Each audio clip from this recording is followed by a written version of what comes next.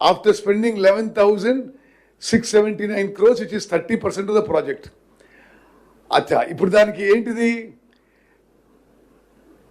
Control and auditor general 2022లోనే ఈ project ఇప్పుడు పూర్తి కావాలంటే 1,27,000 crores కావాలని చెప్పి సిఏజీ చెప్పడం జరిగింది. అది 22లో. ఇప్పుడు కాళేశ్వరం ప్రాజెక్ట్ పూర్తి కావడానికి అట్లీస్ట్ 1.5 lakh crores అవుతుంది. అసలు 38,000 కోట్లలో అయిపోయే ప్రాజెక్టుకి 1,50,000 కోట్లకు తీసుకొచ్చి ఇంత దుర్మార్గపు ఆలోచన చేసిన వాళ్ళని ఏ విధంగా శిక్షించారో తెలంగాణ ప్రజలు నిర్ణయించాలి. అదే ఆ 1,00,000 కోట్లు వృధా కాకుండా ఉంటే పాలమూరు రంగారెడ్డి, కల్వకుర్తి, నెట్టెంపాడు, కోయిల్ సాగర్, భీమా, ఎస్ఎల్బిసి, డిండి, సీతారామసాగర్, గౌరవెల్లి, దేవాదుల అన్ని ప్రాజెక్టులకి ఇదే మరి ఈ ఆర్థిక వనరులతో మొత్తం తెలంగాణలో సస్యశ్యామలం అయిపోయేది. వాళ్ళు తీసుకున్న నిర్ణయంతో తెలంగాణ ఎప్పటికీ ఇబ్బంది పడే పరిస్థితి వచ్చిన విషయం దయచేసి మీరు గమనించాలి. మీ ద్వారా యావత్ తెలంగాణ ప్రజలు గమనించాలని చెప్పి నేను మనవి చేస్తున్నా. నెక్స్ట్ అదేవిధంగా బ్యాక్ అదేవిధంగా మీరు ఆలోచన చేయండి. వీళ్ళు DPR central water commission DPR పరిశీలన చేయకముందే అంటే ఎంత కకృతంగా కాంట్రాక్టర్లతో ఇలా అరేంజ్మెంట్ ఏందో కానీ DPR central water commission approval 2018లో వస్తుంది.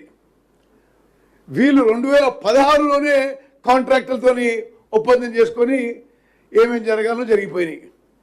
అది దయచేసి అది గమనించాలి. అదేవిధంగా వాళ్ళు ఏం రాసిండ్రు ఆ డిపిఆర్లో 18 లక్షల ఎకరాలు కొత్త ఆయకట్టు, 18 లక్షల స్టెబిలైజేషన్.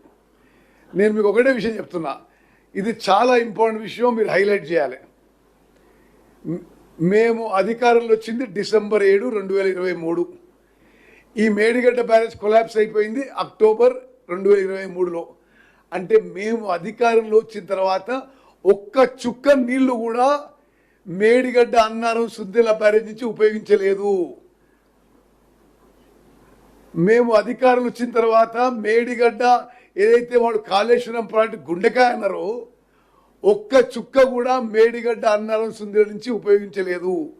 ఉపయోగించకున్నా వాళ్ళ హయాంలో కంటే ఎక్కువ వ్యవసాయ విస్తీర్ణం, ఎక్కువ వరి పంట, భారతదేశంలోనే నెంబర్ 1 ప్రొడక్షన్, ఎక్కువ వరి కొనుగోలు చేసింది మా కాంగ్రెస్ ప్రభుత్వం అని చెప్పి నేను ఇది మీకు హైలైట్ చేస్తున్నా.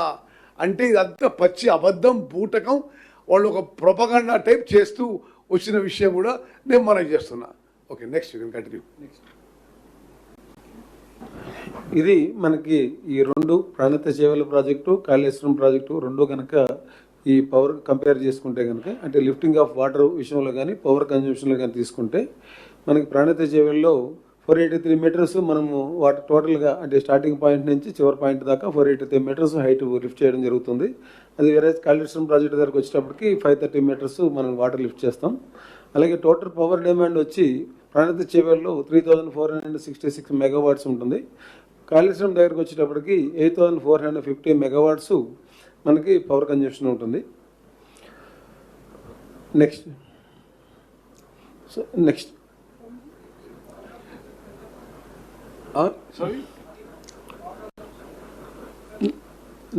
బ్యాక్ వెళ్ళండి ఒకసారి, బ్యాక్